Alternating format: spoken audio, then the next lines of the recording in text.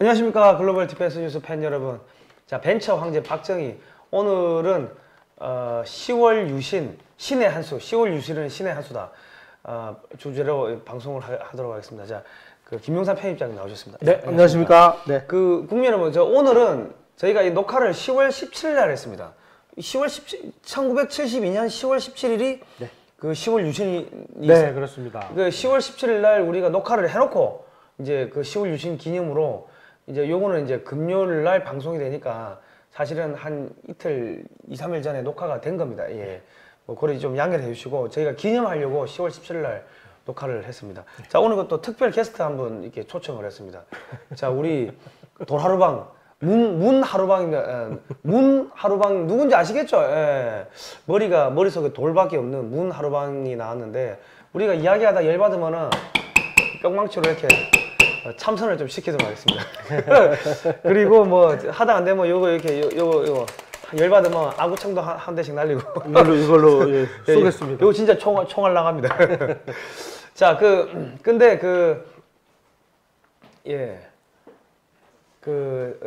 저기 다른 게 아니고 우리 지금 방송을 보시는 분들이 뭐 한 1, 2천 명 정도는 꾸준히 보시는데 이 방송 보시고 나가지고 혼자만 아시지 마시고 어디 식사 자리나 뭐 술자리나 아니면 태극기 집회 나가가지고 동료들 만나고 하시면은 계속 입으로 이야기를 해 주십시오. 이야기를 하다 보면은 이게 이제 말하는 게 훈련이 되고 습관이 되고 하다 보면은 그게 그렇습니다. 자기 머릿속에 지식으로 남거든요.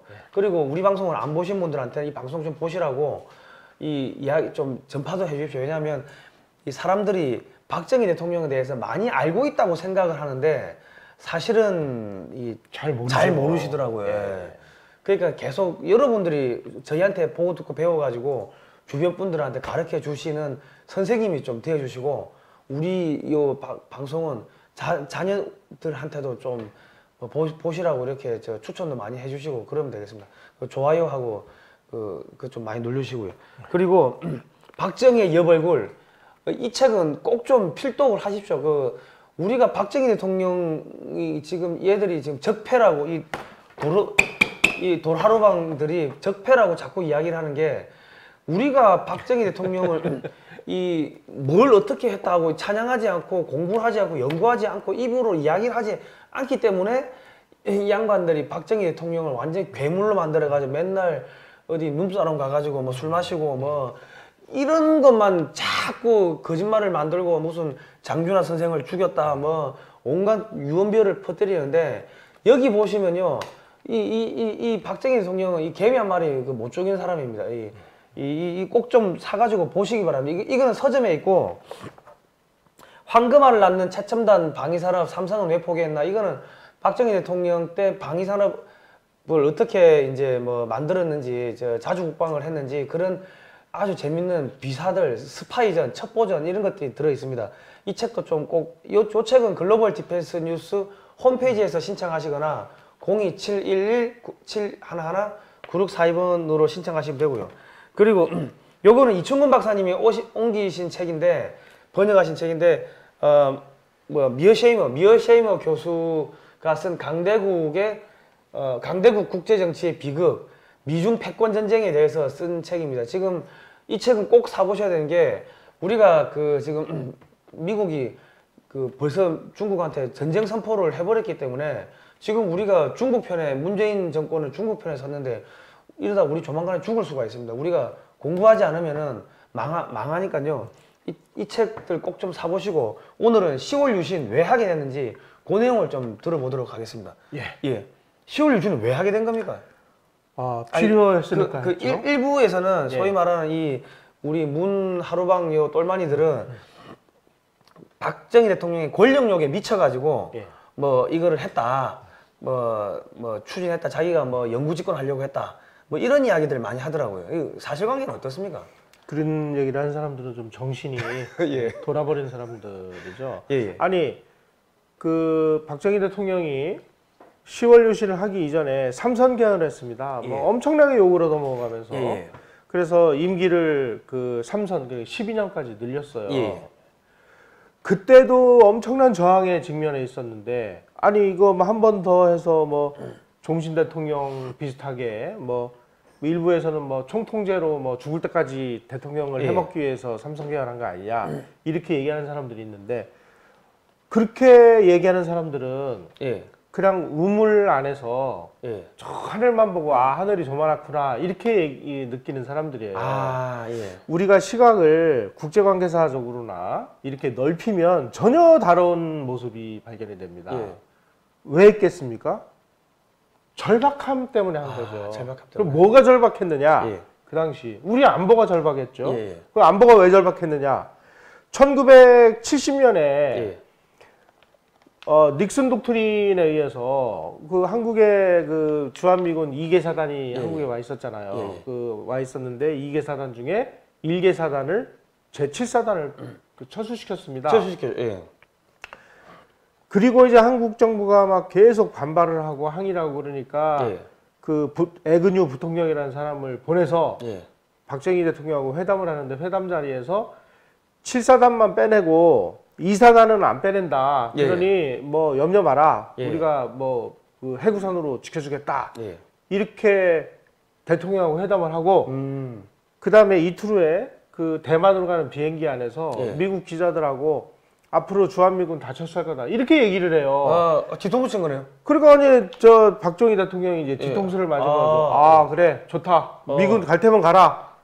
그리고 번개 사업을 통해서 그 국산 무기를 개발하라. 지시를 하고 핵폭탄 개발하라. 미사일 개발하라. 이 지시를 하는 거거든요. 중화공업 개발 추진하라 하고. 이제 중화공업은 그 다음입니다. 다음인가요? 자, 그래서 이제 그 우리가 250만 향토해비군도 만들고 주한미군이 이제 철수하면은 이제 우리가 지킨다. 그런데 향토해비군을 만들었는데 향토해비군을 무장을 시켜야 싸울 거 아닙니까? 1970년 미 7사단이 한국을 떠났을 때 대한민국은 총 한 자루 못 만드는 나라였습니다. 총알 한 방 못 만드는 나라였습니다. 그러니 뭘 가지고 250만 향토해비군을 무장을 시키냐 이거죠. 그래서 박정희 대통령이 번개 사업이라는 걸 통해 가지고 뭐 M1 소총, 카빈 소총, M60 기관총, 박격포, 뭐 대전차 지뢰 뭐 이런 걸 이제 그 개발하도록 하고 2달의 기한을 주죠. 2달 안에 우리가 막 그 저 역설계 기법을 해가지고 우리가 이 시제품을 그 만드는 데는 성공했습니다. 시제품 이제 딱 쏴보니까 총이 나가요. 근데 이제 여러 번 쏘니까 막 총신이 갈라지고 이런 난리가 벌어졌고 뭐 어떤 물건을 개발한 거하고 이걸 양산하는 거하고는 완전히 다른 문제입니다. 양산을 하려고 보니까 이 소총이나 이런 걸 만들려면 특수한 강철이 필요한데 이 특수한 강철을 만드는 그런 철강을 만드는 회사가 우리나라에 없는 거예요. 그럼 어떻게 해야 됩니까? 그래가지고 1년간을 고민 끝에 결국은 우리가 방위산업을 해서 나라를 지키려면 중화학공업을 안 할 수가 없구나. 그래서 중화학공업판을 선언합니다. 자, 여러분. 그러면 결국은 무기 그러니까 뭐 우리가 자동차 만들려고 자동차 공장 뭐 세우고 한 게 아니고 무기 만들려고 기계 뭐 철강 뭐 조선 그렇습니다. 뭐 전자 화학 이런 거를 다 했다는 거 아닙니까? 그러니까 우리나라의 중화학공업은요 물론 다른 나라들도 다 마찬가지예요. 다른 나라들도 전쟁을 하기 위해서 중화학공업을 했습니다. 중화학공업을 왜 하느냐? 아니 대포 만들고 총 만들려면은 철강이 필요하잖아요. 철강만 필요한 게 아니라 이 철강제를 갖다가 특수금속으로 또 만들어서 이걸 가지고 이제 깎아가지고 대포 포진도 만들고 소총도 만들고 기관총도 만들고 뭐 탱크도 만들고 뭐 이런 게 일반적입니다. 그 박정희 대통령이 이제 이 북한이 남침을 하려고 막 호시탐탐 노리고 있는 이 와중에 미군이 이제 1개 사단을 빼내가고 나머지도 조만간에 빼내가겠다고 그러니까 좋다. 그럼 우리가 그 방위산업을 하겠다. 방위산업을 하려고 보니까 이 철 기초 소재를 만드는 기계공업, 중화학공업 이게 없으니까 이게 뭐 불가능하잖아요. 그래서 중화학공업을 이제 시작을 했고 그 중화학공업을 하려고 뚜껑을 딱 열어보니까 거의 10년이라는 세월과 10년이라는 세월과 100억 불에 가까운 돈. 지금 그 100억 불이면 아마 지금으로 치면 몇 몇백조 원 이상 될 겁니다. 뭐 한 물가가 한 100배 정도 뛰었다 보면은 예. 천억 불, 예. 1조 달러 정도 되겠네. 그렇죠. 예. 예. 그러니 박정희 대통령이 야 이거 지금 중화공업을 일으켜서 우리가 그 자주국방을 하려면 예. 10년에서 우리가 100억 불 가까운 돈 그리고 예. 무엇보다도 일관되고 지속적인 정책이 10년간 집행이 돼야 되는데 예. 내 임기가 삼선 개헌으로 해서 임기를 12년도 늘렸음에도 불구하고 1975년에 끝나게 돼 있어요. 예. 그러면 야 그럼 그 이유는 이거 어떻게 될 거냐? 자 이 상황에서 나 임기 끝났으니까 아이고 나라가 망하든 말든 나 가서 그냥 노후 생활 재밌게 즐길래 이러면 이거는 리더가 아니죠. 예. 자 바로 이때 예. 이 김대중이라는 사람하고 예. 그 박정희가 이제 대선에서 맞붙었지 않습니까? 예. 그때 김대중이가 내세운 경제 정책이 뭐냐면 대중경제론이었어요. 여러분 대중경제론이 뭔지 아십니까? 박정희 대통령은 수출 주도형 공업화 전략을 했습니다. 수출을 하기 위해서 공업을 일으키고 예. 그 일으킨 공업에서 물건을 만들어서 해외에 내다 팔아가지고 우리가 먹고 사는 나라를 만들겠다. 김대중은 뭐라고 했는지 아십니까? 농업 위주로 나라를 운영해야 된다. 농업 국가를 만들려고 했습니다. 두 번째, 예. 해외 수출은 무슨 개뿔따고 해외 수출이냐. 그냥 내수 위주로 해라. 예, 자급자족을 해야 된다. 예. 이거 북한이 얘기한 거랑 똑같은 겁니다, 여러분. 아니 그러면 그 예. DJ는 북한 사람이었습니까? 왜 북한하고 똑같은 이야기를 합니까? 그 대중경제론이라는 책을 쓴 게 지난 시간에도 말씀드렸지만 예, 예, 그 예. 박현채라는 예. 그 뭐 소년 빨치산 출신이 이제 아, 써준 건데 예. 이게 그 당시에 소위 말하는 유고슬라비아나 북한이 그 채택을 했던 그 망하는 그 전략을 대중경제론이라는 이름으로 포장을 해서 들고 나온 거예요. 그러니까 박정희라는 사람이 그 선거에서 딱 1971년 선거에서 맞붙었잖아요. 예. 맞붙어서 보니까 김대중이 그 얘기하는 거예요. 우리 국민들이 다 혹해가지고 예. 아 저게 맞다라고 얘기하는 거예요. 그러니까 1975년에 내 임기가 끝나서 예. 그때 대선을 하면은 박정희는 이제 출마를 못하니까 예. 다른 사람이 누군가 나가서 과연 김대중을 이길 수 있겠느냐. 아마 김대중이가 이길 가능성이 높은데 김대중이가 내가 얘기하는 수출주도형 공업화 전략, 중화학 공업화 이 건설을 받아들였으면은 그래도 이 정책이 이어가니까 나는 집에 가서 쉬어도 되겠구나 그런데 아니 김대중이라는 사람 보니까 박정희가 했던 거에 정반대로 가겠다는 얘기거든. 공업이 아니라 농업, 수출이 아니라 내수. 예. 무슨 무슨 중화학공업 이런 거 무슨 뭐 쓸데없는 걸 하고 지랄들이 이거 못해. 예. 시멘트나 이런 거를 제외하고는 이런 그 기간 산업은 또 못하게 막아요. 이게 대중경제론의 핵심입니다, 여러분. 아. 그 북한하고 똑같은 거 아닙니까? 그 저기 고속도로 경부고속도로 건설할 때 들어 누웠다면서요? 그거 못하게 한다고. 네. 참. 경부고속도로 못하게 말렸죠. 예. 포항제철 못하게 말렸죠. 예. 그다음에 뭐 박정희 대통령이 이제 뭐 그 저 공업화 좀 하려고 예. 일본하고 수교를 해서 그 일본으로부터 돈 받으려고 했는데 그 한일 수교를 그 전 국민이 다 가서 반대하지 않았습니까? 예. 박정희 그 제2의 이완용 매국노라고 그렇게 욕을 하면서 예. 지금 똑같네요. 지금 똑같습니다. 정권이 뭐, 네. 뭐 반일 해가지고 예. 그 프레임 씌우는 거하고 똑같네요. 예. 그 북한의 공작이라고 그 저기 뭐 여러 번 이야기 나왔 자 이런 상황에서 지금 우리가 여차하면은 이제 김일성이가 쳐내려오는데 주한미군은 철수하고 닉슨 독트린에서 니네 나라는 니네가 지켜.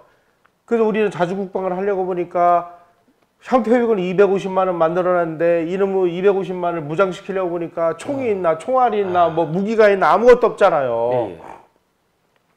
그래서 이 방위산업을 위해서 중화학공업을 일으켜서 하려고 보니까 중화학공업은 10년의 세월과 100억 불 가까운 돈과 10년 동안에 이 정책이 그 지속적으로 추진이 돼야 이게 성공이 될 텐데 예. 하필이면은 딱 1975년에 본인의 임기가 끝나니 예. 자, 이 상황에서 그러면은 뭘 선택할 수 있었겠습니까, 여러분? 그래서 박정희라는 사람이 1972년 10월 17일 바로 오늘 예. 10월 여신을 선포합니다. 아. 내 무덤에 침을 뱉어라는 이야기가 거기서 나온 겁니까? 네. 아, 그러면서 그 국회를 해산합니다. 예. 국회 이것들 쓸데없는 짓들만 하고 앉아 있고, 그 다음에 언론들도 이제 다 이제 컨트롤하고, 그 다음에 유신헌법이라는 걸 새로 만들어요. 그 헌법은 이제 국민투표에 붙여가지고 91%의 국민이 유신헌법에 찬성을 했습니다. 예. 그리고 국민들의 손으로 뽑던 대통령 직선제를 통일주체 국민회라는 데서 뽑는 간선제로 바꿨고, 그리고 유신헌법에서 가장 중요한 것은 국회의원 총수의 3분의 1을 예. 대통령이 지명하게 돼 있었습니다. 아, 그래서 그 당시에 대통령에 의해서 지명된 그런 그 국회의원들을 유정회 의원이라고 했는데 예. 그 유정회 의원으로 선출된 사람들의 면면을 보면 예. 국가적으로 반드시 필요한 사람인데 예. 선거에 나가면은 절대로 당선이 못 되는 사람. 예를 들면 지금 우리 국회의원들 어떤 사람이 당선됩니까? 사기꾼들요. 사기꾼들. 예. 상갓집 개 이런 사람들이 다 그죠. 당선되잖아요. 예. 그런데 이 사람들은 공부하고 일하느라고 하고 예. 나와서 저한테 한 표 주십시오. 이거 못 합니다. 예. 요즘에 우리 국민들이 뽑는 국회의원들 여러분들 누구를 뽑습니까? 그 개자식들 뽑는 거죠. 예. 그냥 상갓집에 맨날 열심히 찾아오는 사람을 표 주는 거 아닙니까? 그죠. 예. 그 다음에 그 부인은 목욕탕 가가지고 그냥 다 등 밀어주는 거 열심히 하는 사람들 찍어주는 거 아닙니까? 그런데 박정희 대통령은 국가를 위해서 꼭 필요한 사람을 국회의원을 만들기 위해서 국회 3분의 1을 예. 대통령이 지명하는 사람으로 채웠습니다. 그 당시에 이 유정회를 통해서 정말 어마어마한 인재군이 예. 발굴이 돼가지고 국회 그 법을 만드는 데다가 투입을 시켜요. 그러니까 국정 운영이 좋아질 수밖에 없죠. 저는 지금에 와서 예. 오늘의 이 국회를 보면서 저 그 개망나니만도 못한 저 국회를 보면서 박정희 대통령이 10월 유신이라는 예. 이런 정말 비상한 수단을 동원을 해서 유신헌법을 만들어서 대통령이 국회의원을 3분의 1을 지명하려고 했던 게 이제 이해가 돼요. 아니 그러니까 그래 되면은 진짜 지금 뭡니까 뭐 심동보 제동 우리 방송하시는 심동보 제동님이나 뭐 이충원 박사님이나 뭐 지금 뭐 이 책 쓰신 그 최우 저 황금알 낳는 최첨단 방위산업 삼성은 왜 포기했나 이 책 쓰신 그 최우석 회장님이나 이런 분들 같은 분들을 지명해 가지고 당신 국회의원 하시오 하면은 바로 그거예요. 그런 전문성, 인품, 애국심 다 갖추고 있고 글로벌한 그런 마인드 갖추고 있고 그런 분들이 법을 만들면은 이 국가가 발전하는 국가가 거죠. 발전할 수밖에 없겠네요. 그러면 지금은 만드는 법들마다 지금 다 문제가 있는 법들만 만들고 있지 않습니까? 그러니까 지금은 좀 황당하죠, 사실은요. 그래서 저는 정말 그 당시에 우리가 처해 있었던 국제적인 환경 그리고 아주 절박했던 안보 환경 그리고 우리가 처했던 이 산업적인 수준 이런 걸로 볼 때 박정희 대통령이 바로 그 시기에 10월 유신을 통해서 정말 대한민국을 중화공업의 나라로 완전히 황골탈퇴를 시키고 이렇게 해서 우리나라가 그래도 중화공업으로 먹고 사는 나라로 만드는 이 결단이야말로 대한민국을 구한 신의 한 수였다. 10월 유신이 신의 한 수였다. 하지만 박정희 대통령은 그 10월 유신을 함으로 인해서 본인은 지금까지도 아주 독재자라는 오명을 뒤집어 쓰고 살고 있지 않습니까? 박정희 대통령은 그래서 내 무덤에 침을 뱉어라. 하지만 나는 국가를 위해서 필요한 일을 내 모든 것을 다 바쳐서 실행을 하겠다. 라고 해서 10월 유신을 선포한 것이 바로 72년 10월 17일 오늘의 일이었다 이겁니다. 제가 이제 이 말씀을 드리면서 우리 지금 요즘에 이 기업을 하시는 이 벤처기업 그 사장님들한테 꼭 제가 당부드리고 싶은 말씀은요. 어떤 절체절명의 이 기업의 생존에 달린 위기 상황이 됐어요. 이럴 때는 결단을 하셔야 됩니다. 책임은 내가 지겠다. 뭐 죽어도 가자. 가자.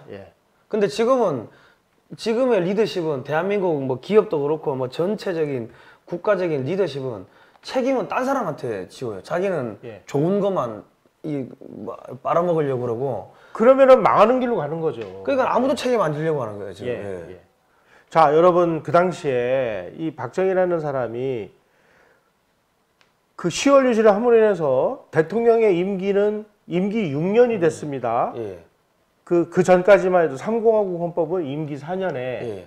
그다음에 그 3번 연임을 하도록 돼 있고 3번만 하고 그 이상은 못 하게 돼 있었어요. 예. 그런데 10월 유신 헌법에는 그 몇 번을 한다라는 그 연임 규정 조항이 없습니다. 예. 그러니까 대통령은 내가 맘만 먹으면 계속 할 수 있는 거예요. 그러니까 예. 그걸 보고 저거 말이야 권력욕에 그 휩싸여서 자기가 종신 대통령을 해먹으려고 10월 유신을 했다라고 이렇게 얘기를 하는데 예.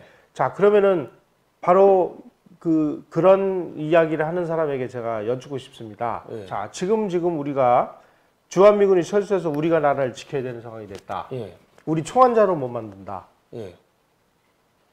지금 주한미군은 뭐 여차하면은 그 전까지만 해도 도와줬는데 지금은 니네가 알아서 지켜. 예. 우리가 지켜야 되는데 향토해비군은 만들어놨는데 향토해비군은 손만 빨고 있다. 이 상황에서 여러분은 임기가 75년에 끝난다. 그러면 당신 같으면 어떤 선택을 하겠습니까? 그러니까 이 적어도 예. 한 나라의 국가 지도자라면 예. 그야말로 욕먹을 각오를 하고 나라부터 살려놓고 봐야 되는 거 아니겠어요? 예. 그러니까 지금 보면은 박정희 대통령 보고 독재자라고 하는데 제가 볼 때는 이게 사이비 독재자인 것 같아요. 독재자 조건이 되려면은 그래도 한 100만 명은 죽여야지 독재자인데 지금 아니 뭐 스탈린은 뭐 2천만 명 죽이고 예. 모택동은 뭐 한 6천만 명 죽이고 예. 김일성도 뭐 몇백만 명 죽이는 거는 눈도 깜짝 안 하는. 김정은이도 뭐 예. 저기 뭐 자기 뭐 고사포로 쏴 죽이고 고모부도 쏴 죽이는데 예. 지금 우리 저 문하루방은 김정은이 만나가지고 좋다고 헤헤거리고 있고 그리고 저기 자기들 비판하면은 그 다 잡아가두고 언론 드루킹으로 여론 조작하고 이게 독재하는 거죠 사실은요. 이게 독재 정권인 거죠. 자, 그래서 우리가 박정희 대통령이 예. 이 10월 유신을 통해서 본인의 이제 임기에 구애받지 않는 상황이 됐지 않습니까? 예. 그리고 중화공업 추진단을 청와대에다가 만듭니다. 예. 그리고 오원철이라는 사람을 예. 중화공업을 담당하는 경제 제2수석으로 임명을 하고 예. 그리고 원래 중화공업은요. 예. 저 편제로는 예. 국무총리가 총괄을 하도록 돼 있었어요. 예. 근데 중화공업은 내가 챙기겠다. 그래가지고 대통령이 주재하는 회의가 돼버렸습니다. 예. 그러니까 국무총리가 몇 번 회의에 나왔다가 이거 대통령이 뭐 다 하시니까 그럼 국무총리 이제 안 나왔습니다. 박정희 대통령이 10월 유신이라는 이 무리수를 둔 이유는 중화공업을 일으키는 것이었고 그 중화공업을 일으켜가지고 무기를 만드는 것이었고 그 무기를 만들어서 우선 우리가 북한의 남침으로부터 우리를 스스로 지키기 위함이었습니다. 그런데 여기서 더 중요한 게 있습니다. 보통 이런 상황이 되면 무기 만드는 공장을 만들어요. 그런데 그 당시 우리 국가지도부가 정말 저는 이건 놀라운 해안이라고 보는 게요. 우리는 무기만을 위한 공장은 딱 하나를 졌습니다. 양산에 있는 소총 공장. 거기는 소총만 만듭니다. 그런데 다른 공장들은요. 전부 다 무기를 만드는 공장이 아니고요. 기계를 만드는 공장을 만들었습니다. 왜냐하면 우리가 뭐 100억 불 가까운 돈을 투자를 해서 겨우 무기만 만들면 그러면 그 다음에 우리는 뭘 먹고 사냐 말이죠.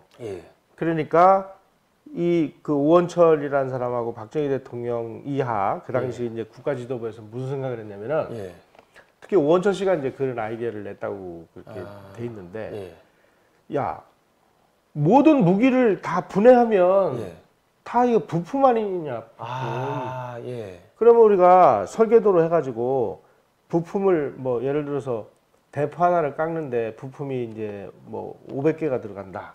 그러면은 이 부품을 깎는 일을 각 공장에서 하고 그다음에 다 모아가지고 조립만 하면은 대포가 되는 거 아니에요. 그죠, 그래서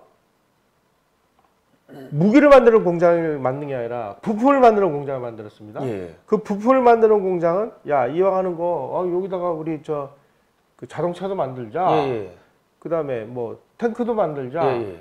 이래가지고 여기서는 뭐 예를 들어서 이제 조선소를 진다고 치면 예, 예, 예. 여기서 조선소를 하고 예. 한쪽에다가 예. 뭐 군함도 만드는 라인을 하나를 만들어 놓고 예. 필요할 때마다 여기서 군함을 만들면 되는 거 아니에요. 같은 라인에서 군함도 만들고 뭐 평소에는 수출용 배를 예. 만들고 자 다른 데도 다 이렇게 만들었습니다. 뭐 대포 만드는 회사 왜 대포만 만들어? 모든 것들은 다 분해하면은 부품인데 그래서 예. 여기서는 이제 열심히 부품을 만들어 가지고요. 그 부품을 조립해 가지고 뭐 공작 기계도 만들고 그래가지고 우리나라가 전 세계에서 이 소위 말하는 그 기계를 깎는 기계, 공작 기계 세계 1등이 됐어요. 창원이라는 그 기계공업단지는 예. 100% 우리가 방위산업을 위해서 만드는 기계공업단지입니다. 그런데 우리가 거기서 무기만 만듭니까? 뭐 별거 다 만들잖아요. 뭐 담수화 예. 뭐 바닷물을 뭡니까 민물로 만드는 담수화 뭐 그런 장비도 예. 만들고 뭐 온갖 거 다 만들죠. 예. 그래서 우리나라가 예. 창원의 기계공업단지가 만들어짐으로 인해서 예. 우리 방위산업이 해결이 됐을 뿐만 아니라 예. 이제 기계로 이루어진 것은 전 세계에서 기계로 이루어진 것 중에서 못 만드는 것들은 다 창원으로 가지고 와요. 여기서 다 만들어요. 예. 우리가 세계적인 기계공업의 선진국이 됐다는 겁니다. 이게. 예.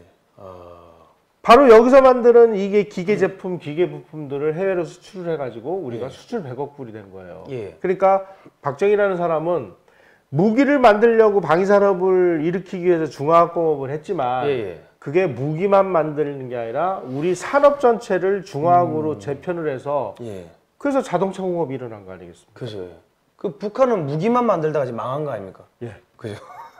그러니까 무기만 만드는 방위산업을 했으면 우리도 북한처럼 됐을 가능성이 높은데 예. 우리는 무기도 물론 만들어 필요할 때만 예. 그리고 또 이제 어떤 전략을 썼느냐 이제 여기가 이제 이만한 자동차 공장이 있다고 쳐요. 막 자동차를 만들어요. 여기서는 장갑차를 만들어요. 그러면은 요 장갑차를 만드는데 필요한 여러 가지 부품들이라든지 뭐 이런 게 있잖아요. 이건 국가가 다 대줘. 이런 식으로 해서 그야말로 단시간 내에 세계 최고 수준의 이 기계공업, 중화학공업을 한 세트를 풀로 만드는 데 성공을 했다. 이게 우리나라 이 중화학공업의 이 결정적인 그 이점입니다. 야, 근데 요즘에 어느 정도까지 수준이 갔냐면요. 예. 현대 로템에서 만드는 차량형 바퀴 달린 장갑차는 거기에 엔진이 그 현대 버스 있지 않습니까? 400마력짜리 엔진 떼다가 그냥 갖다 붙인대요. 그러니까 엔진 개발비가 따로 안 드니까 이게 가격이 확 다운되니까 이 수출하는데 가격 경쟁력이 어마어마하게 앞선다 하더라고요. 그게 바로 우리가 민수와 그 방산을 겸하는 그죠. 회사를 만들었기 때문에 가능하다는 것입니다. 그러니까 이 미국이나 딴 나라는 그 장갑차 엔진을 따로 만드니까 비싸지죠. 한 두세 배 비싸다 하더라고요. 또 한 가지 여기서 이제 중요한 게 있습니다. 박정희 대통령은 어쨌든지 간에 수출을 통해서 대한민국을 발전시키기 위해서 노력한 사람입니다. 그러니까 중화학공업도 수출을 해야 돼. 수출하려면 어떻게 해야 돼? 해외 시장에 나서 경쟁을 해야 돼요. 그러려면은 가격 경쟁력이 있어야 되잖아요. 그래서 우리나라의 중화학공업은 처음 시작서부터 그냥 요 좁은 내수 시장을 위주로 그 캐파를 선정한 게 아니고요.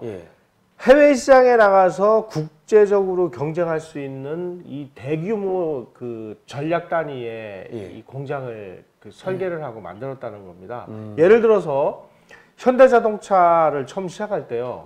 우리나라 자동차 등록 대수가 35,000대였습니다.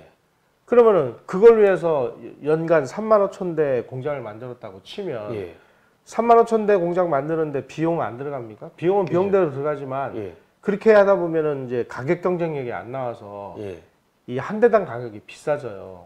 그런데 그 당시에 우리나라가 자동차 1년에 자동차 수요가 10,000대도 안 될 때 예.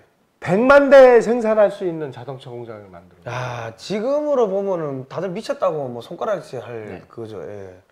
우리가 배를 뭐 그야말로 뭐 어선 정도나 만들어 본 경험이 있는 나라에서 30만 톤짜리 그 세계 최고의 그 최대형의 예. 그 VACC라고 그러죠. 예, 예. 그 원유 탱커. 예, 예. 이거를 만드는 조선소를 만든 거예요. 그 보니까는 조선소도 만들기 전에 배부터 수주받아가지고 만들었더만요. 예. 그러니까 조선소를 건설하면서 배도 같이 만드는 이 기상천외한 이런 그 일이 벌어진 거죠. 예. 이런 식으로 해서 모든 것이 해외에 나가서 수출을 통해서 예.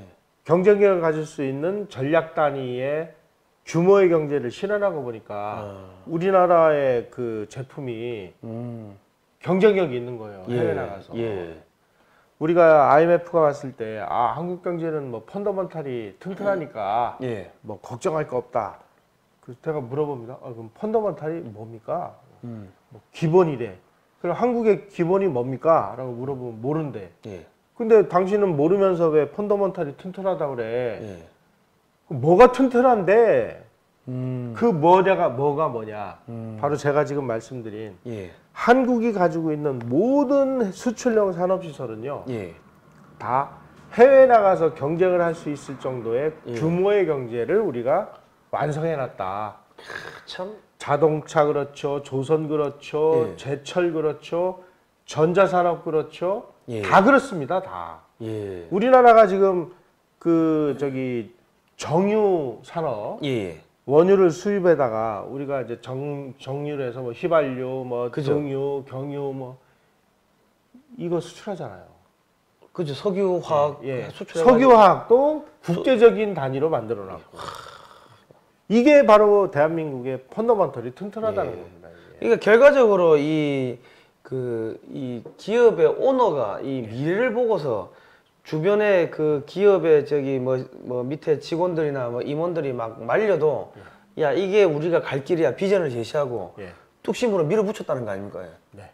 실패하면 내가 책임지겠다. 내 무덤에 침을 뱉어라. 예. 그러니까 국민들이 따라가는 거죠.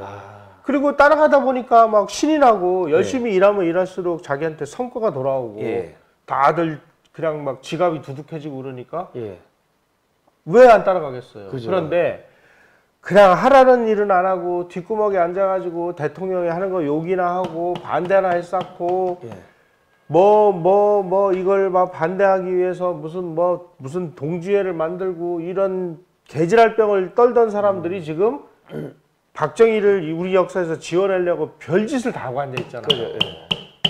예. 아니 세상에 거죠. 예.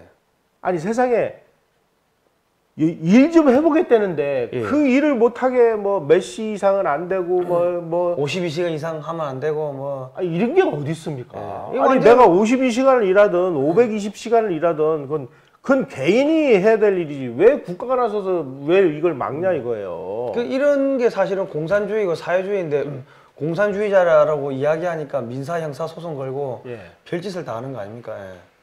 그러니까 이게 소위 말하는 정말 미쳐버린 나라가 된 거죠. 아니 대한민국이 빨리빨리 정신. 그야말로 다른 나라들은 뭐 250년, 300년 걸린 이 산업화를 불과 정말 이승만 박정희 시절에 그 한 30년 정도 되는 요 짧은 기간 동안에 우리가 이것을 해내기 위해서 얼마나 많은 노력이 필요했겠습니까? 그러니까 그 시절에는 잠자는 것도 아까워가지고 그 정주영 씨 그 회고록이나 이런 데 보면 전부 그냥 신발도 못 벗고 그냥 그 신발 그 워커 신은 채로 그냥 그 작업복 그 입은 채로 와가지고 그냥 밤늦게까지 일하다가 쓰러져가지고 잠시 눈 붙이고 또 새벽까지 나가가지고 또 일하고 하는 그야말로 일에 미쳐있는 대한민국. 남들이 주어진 24시간은 똑같았습니다만은 다른 사람들은 뭐 저녁 있는 삶을 즐기고 문화생활을 즐기고 영어생활을 즐기는 그 통에 우리는 이 나라를 중화학공업을 만들기 위해서 그냥 뭐 밤을 낮삼아 일하고 뭐 밤에도 막 횃불을 켜고 일하고 이러니까 남들이 100년 걸리는 거 10년을 우리가 할 수 있었고 그런데도 우리가 지금 더 열심히 일해서 지금 우리의 모든 목표는 지금보다 더 잘 살고 부강한 나라를 우리 후손들에게 물려주는 거 아니겠어요? 예, 예. 그런데 지금처럼 가다가는 빚덩어리만 다 후손들한테 지금 물려주게 생겼지 않습니까? 그죠, 예. 지금. 예. 우리 부모님 세대하고 우리 세대까지만 해도 예. 우리가 희생을 해서 우리가 허리띠를 졸라매고 우리가 먹을 거 안 먹고 우리가 잠잘 거 줄여가면서 노력을 해서 예. 우리 후손에게는 지금 우리보다 훨씬 더 잘 사는 나라를 물려주기 위해서 이렇게 가혹한 희생을 견디면서 왔는데 예, 예. 지금 이 세대의 사람들이 좋은 게 좋은 거야 그래가지고 뭐 있는 거 다 찢어먹고 국민연금 홀랑 털어먹고 예. 빚내가지고 복지한답시고 그냥 뭐 엄한 데다가 다 퍼주고 빚만 천문학적으로 떼주고 우리 자식 세대에다가 빚만 물려주는 이런 나라를 지금 만들고 있지 않습니까? 예. 박정희라는 사람이 그 시기에 정말 시월유시라는 좀 본인이 하고 싶어서 했겠습니까? 예. 정말 국제적인 환경이 이렇고 우리 국가가 처한 환경은 이렇고 여차하면 우리가 지금 공산화가 되기 일보 직전인 이 상황에서 이 나라를 지키고 그래도 밥술이나 먹고 배 안 곪는 나라를 만들기 위해서 본인이 정말 그 욕을 얻어먹을 거를 다 각오를 하고 니네 억울하면 내 무덤에 침을 뱉어라. 하지만 나는 내가 욕을 얻어먹더라도 내가 이거는 대한민국을 위해서 만들어 놓고 가겠다. 그래서 1979년 1월 달에 그 전에 공보수석하던 이 손우현 씨한테 손우현 씨를 불러서 이런 얘기를 해요. 내가 지금 보고를 받으니까 우리 핵무기 개발이 순조롭게 진행이 되면 1980년이나 81년에 완성이 된다. 그래서 1981년 10월 1일 국군의 날에 내가 이 핵무기를 전 세계에다 공개를 하고 그날 나는 국군의 날 하야를 내가 선언을 하겠다. 81년에 핵무기가 완성되는 날이 내가 하야하는 날이다. 그런데 그때까지 나에게 시간을 달라. 아. 그래까지 이야기를 다 했네요. 근데 그런 이야기는 쏙 다 빼먹고 왜 독재자라고 하는 겁니까? 지금 문재인 정권이 독재자 같은데 보니까는. 그러니까 사실은 이 앞에서 우리나라 사람들은 이 누군가가 앞에서 지도자가 이렇게 끌고 나가면은 뒤에서 어느 순간부터 막 욕을 하는 그런 이상한 나쁜 습관이 있었는데. 조선시대에 그 선비 유생들 그거의 변형이죠 뭐. 그래서 우리는 10월 유시라는 것을 정치적으로만 해석을 해가지고 무슨 뭐 정권을 연장하기 위해서 그러네 뭘 하기 위해서 그러네 온갖 그냥 비난을 다 뒤집어 씌우고 했습니다만은 박정희라는 사람이 10월 유시를 한 궁극적이고 진정한 목표는 중화학공업을 완성하는 것이었습니다. 중화학공업을 완성하기 위해서는 본인에게 시간이 필요했고 그 시간을 벌기 위해서 헌법을 중단을 시키고 국회를 해산해가지고 헌법을 만들어서 본인의 임기에 구애받지 않는 이 상황 하에서 뭘 했습니까? 중화학공업을 건설했지 않습니까? 또 뭘 했습니까? 100억 불 수출을 했지 않습니까? 또 뭘 했어요? 핵무기 개발을 해서 우리가 북한의 위협으로부터 어떤 상황이 와도 나라를 지킬 수 있는 왜냐면 그 당시에 주한미군이 핵무기도 빼내가겠다고 그랬거든요. 아 좋아 가려면 가 이제 우리가 개발하겠어. 그래가지고 1981년에 이 핵무기가 완성이 되고 이게 전 세계에 그 선포가 되고 그날 대통령이 하야를 하고 그리고 민주화로 이행을 했다면 지금과 같은 저 핵깡패 미추광이 세습 3대 마왕한테 핵공갈을 당하는 이런 나라가 됐겠습니까? 그래서 저는 김재규라는 이런 인간들은 정말 맷돌에 갈아 죽여버리고 싶어요. 김재규가 유실의 심장을 쐈대요. 뭘 쏜 거예요? 이 미친놈은. 이런 놈을 또 요즘에 와가지고 민주화 투사랍시고 이런 역사 왜곡을 하는 인간들을 보면 막 정말 토가 나올 지경이에요. 저는 요즘에 민주화 운동했다는 사람들을 보면은 예. 그 사람들이 했다는 걸 보면 전부 다 북한 지령받고 민주화 운동한 게 아닌가 싶은 생각이 들어요. 네. 그 왜 민주화 운동 했다는 사람들이 정권 잡았는데 북한 가가지고 90도 인사하고 대통령이라는 사람이 북한 가가지고 구실구실거리고 서울대 저기 정치 외교학과 나온 그 뭐야 국가안보실장은 그 중국한테 가서 인사하고 뭐야 저기 북한한테 가서 구실거리고 그 공산당 공산주의자들한테 가가지고 구실구실거리는 거 보면은 이 사람들은 공산주의자거나 공산주의 추종 세력이거나 대한민국의 민주화 세력은 제가 볼 때는 그렇습니다. 이 하는 짓거리를 보면 예. 그래서 오늘 이 10월 유신을 제가 이렇게 말씀드리는 이유는 물론 10월 유신이 부작용도 있었습니다. 정치적으로 뭐 자기가 뭐 정치 좀 하고 싶어하는 사람들 이런 사람들 규제를 했거든요. 예. 근데 엄한 사람을 규제한 게 아니고요. 예. 아니 국가가 뭐 좀 해보겠다는데 예. 그걸 얼토당토하는 걸 가지고 막 반대하고 뭐 이상한 걸 뭐 하고 뭐 북한하고 손잡아가지고 막 이 체제를 전복시키려고 하는 사람들을 이런 놈들을 그냥 놔두는 나라가 이 지구상에 어디 있습니까? 예. 체제를 지키고 국가를 지키기 위해서 예. 이 체제를 지키기 위한 이 안전판에 위협이 되는 사람들은 예. 뭐 어느 나라나 다 똑같이 제재를 가하는 법을 가지고 있습니다. 그죠. 그런 사람들은 자기네들이 무슨 뭐 인권위를 나갔거나 뭐 이렇게 얘기를 해요. 그러면 뭐 그렇게 대한민국 체제를 전복하려고 하는 사람을 그럼 그냥 놔둬야 된단 말이냐? 아니, 이건 말도 안 되는 짓거리예요. 지금 아무나 국회의원 하게 해놓으니까 국회의원들 보세요. 그 저기 뭐 지방자치 거기 뭐 시장 뭐 군수 이런 사람들 그쪽 보면은 양아치, 건달, 뭐 사기꾼, 뭐 조폭 이런 사람들이 다 신분 세탁해가지고 지금 뭐 정치인이라고 하고 지금 다니는 거 아닙니까? 그래가지고 국가 세금을 다 빼가지고 자기 사업체에다 갖다 놓고 그 짓거리 하고 있는 거 아닙니까? 예. 자, 이제 우리가 한번 정리를 다시 해보겠습니다. 박정희 대통령이 10월 유신을 하게 된 근본적인 이유는 우리에게 닥쳐온 안보위기 때문이었습니다. 예. 안보위기를 우리가 해소하기 위해서 방위산업을 육성하려고 했고 예. 방위산업을 육성하려고 하다 보니까 중화학공업이 필연적이었고 예. 중화학공업을 하려고 보니까 10년 세월과 어마어마한 돈이 필요했고 또 정책의 일관성이 필요했고 그래서 결국 박정희 대통령은 10월 유신을 선포를 해서 성공을 시킨 것이 중화학공업화였습니다. 그게 지금 박정희 대통령실에 만들어 놓은 이 중화학공업을 가지고 우리는 지금까지 먹고 살고 있는 그런 나라가 됐습니다. 예. 만약에 그 당시에 박정희라는 사람이 나 이제 욕먹기 싫어. 나 이제 할 만큼 했어. 그리고 뭐 대통령이라는 자리가 무슨 영광스러운 자리예요. 얼마나 피곤한 자리겠습니까? 그죠. 예. 그러니 나 이제 임기 끝나면 뭐 집에 가서 이제 노후 생활 즐길래 하고 즐겼으면 대한민국은 그때 그냥 농업국가로 갔을 겁니다. 지금 이제 농업국가로 가고 있지 않습니까? 예. 그래서 저는 감히 말씀을 드립니다. 10월 유신은 예. 대한민국을 정말 살리는 신의 한 수였다. 예. 기업을 하시는 여러분들도 정말 이런 정말 엄혹한 위기 상황이 닥치면 결단을 하셔야 됩니다.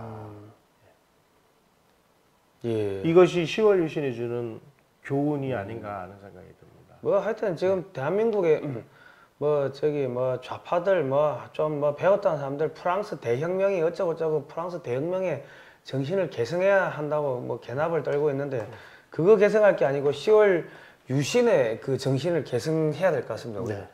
자 오늘 뭐 이 장시간 좋은 말씀 해주신 우리 김용삼 편집장님께 다시 한번 감사의 말씀드리면서요. 여러분 이 책 꼭 사보세요. 저기 박정희 여벌골 이거 서점에 가시면 있고요. 이거는 진짜 사봐야 됩니다. 그 박정희 대통령이 괴물이 아니고 진짜 개미 한 마리 못 죽인 사람이었고 그리고 황금알을 낳는 최첨단 방위산업 삼성은 왜 포기했나 이거는 글로벌 디펜스 뉴스 홈페이지에 가시면은 신청하시면 됩니다. 그리고 강대국의 국제정치 비극 지금 미중 패권 전쟁 일어나고 있는데 이거 이충근 박사님이 번역하신 책이니까 이거 꼭 좀 사보십시오. 그러면은 국제 정세가 돌아가는 판이 어떻게 돌아가는지가 보일 거고 우리가 앞으로 대한민국의 지도자들을 어떤 사람을 뽑아야 되는지가 눈에 환하게 보이실 겁니다. 자 오늘 여기까지 하시고 다음 시간에 뵙겠습니다. 네, 예, 고생하셨습니다. 네. 다음 주에 뵐게요.